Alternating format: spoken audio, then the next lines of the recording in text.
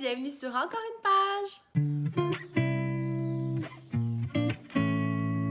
Aujourd'hui, on se retrouve pour une vidéo spéciale en collaboration avec les gens de Booktube Québec. On s'est dit que pour le mois de mai, ce serait le fun qu'on parle de bande dessinée, comme c'est le mois de la BD, surtout au Québec avec le festival de la bande dessinée de Montréal.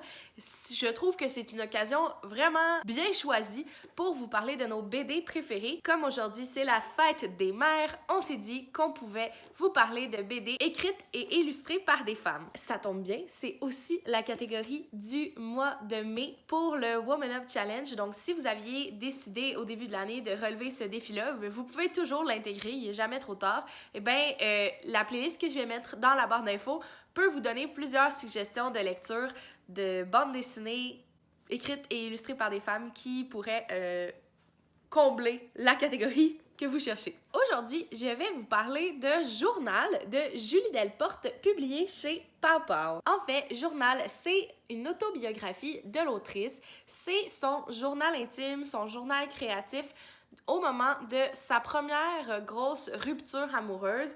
C'est le journal qu'elle a tenu de février 2011 à octobre 2012. Donc, c'est à peu près un an de réflexion et de dessin. Dans le fond, comme je l'ai dit, elle va se séparer de son amoureux au début du journal. Elle va aussi être acceptée pour faire une résidence d'artiste au Vermont. Avant d'aller au Vermont, elle va faire aussi un voyage en Europe, en Belgique, si je ne me trompe pas. Mais c'est ça, c'est vraiment sa vie, ses réflexions. Les illustrations sont faites au crayon de bois.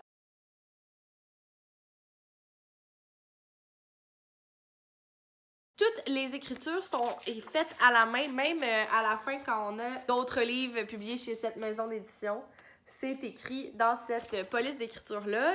Je pense que c'est l'auteur qui a écrit. À certains moments, j'ai trouvé que c'était une écriture un peu difficile à déchiffrer, mais somme toute, on y arrive, là. C'est juste parce qu'elle écrit en lettres attachées, puis des fois, il y a des lettres qui sont un peu mal formées. Donc, ça fait que moi, j'hésite. Surtout qu'elle fait ses A comme les miens, là, des A comme ça, et pas des A comme ça. Donc, quand sont mal faits, là, ça devient bizarre, ça a l'air un peu d'un E, d'un Z. Ça m'a un peu mélangé, mais j'ai apprécié que ça soit une police d'écriture manuscrite parce que ça faisait différent de ce qu'on voit à l'habitude. C'est pas mal ça qui conclut le résumé parce que, comme c'est autobiographique, je peux c'est la vie d'une personne, là. Il y a pas des rebondissements à pu finir, là. C'est pas non plus linéaire nécessairement dans le péripétie 1, péripétie 2, péripétie 3, dénouement à conclusion, là. C'est pas toujours comme ça, la vie. Pour ce qui est de mon avis sur ce livre-là, ben, je dirais que je suis plutôt neutre. J'ai vraiment aimé le format de la bande dessinée. J'ai aimé que ce soit un journal. J'ai aimé que les images racontaient autant que le texte. Le texte était parfois poétique, parfois juste des observations. Tu sais, c'est ça. Des fois, elle dessine, tu sais, quand elle fait son voyage à Bruxelles, elle dessine un peu les bâtiments qu'elle voit. Puis elle écrit comment elle se sent. Je pense qu'on rentre pas assez en profondeur. Tu sais, je sais pas si quand elle a écrit son journal, il y avait une intention d'être publié à ce moment-là. Si c'est le cas, ben j'ai comme l'impression que ça a été un peu perdu en cours de route parce que c'est vraiment... Il se passe pas grand-chose. C'est un peu le reproche que j'ai à lui faire.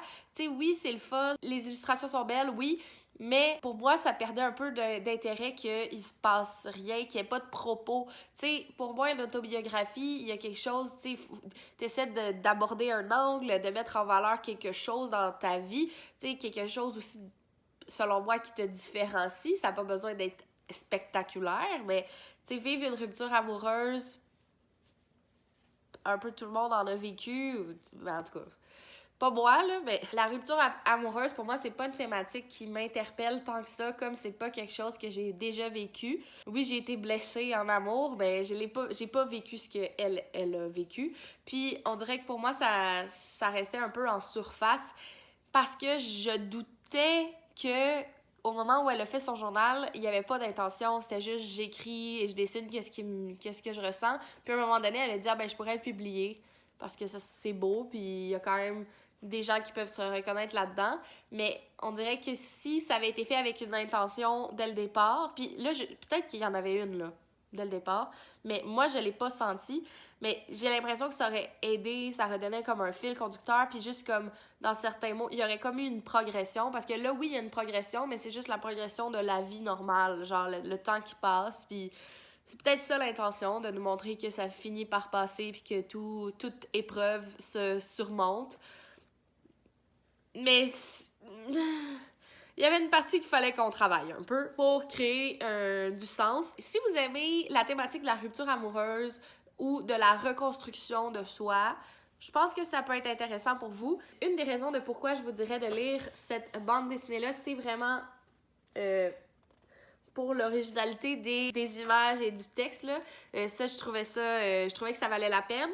Mais c'est un livre qui se lit quand même rapidement, puis je vous conseillerais peut-être de le lire sous la pluie, tu sais. Mais oui, j'ai quand même aimé Journal, donc pour moi, c'est comme un 2,75 sur 5. C'est une lecture moyenne pour moi, mais je pense que c'était juste pas la thématique ma thématique de prédilection, donc c'est pour ça que ça m'a un peu moins rejoint. C'est ce qui conclut ma vidéo, j'espère que vous l'avez appréciée. N'hésitez pas à la liker et à la commenter. Dans la barre d'infos, je le rappelle, je vais mettre la liste de lecture vers les autres critiques de bande dessinée. Et je vous souhaite un excellent mois de la bande dessinée. Sur ce, je vous souhaite du succès dans vos projets et dans votre vie. Et on se revoit très bientôt. Bye!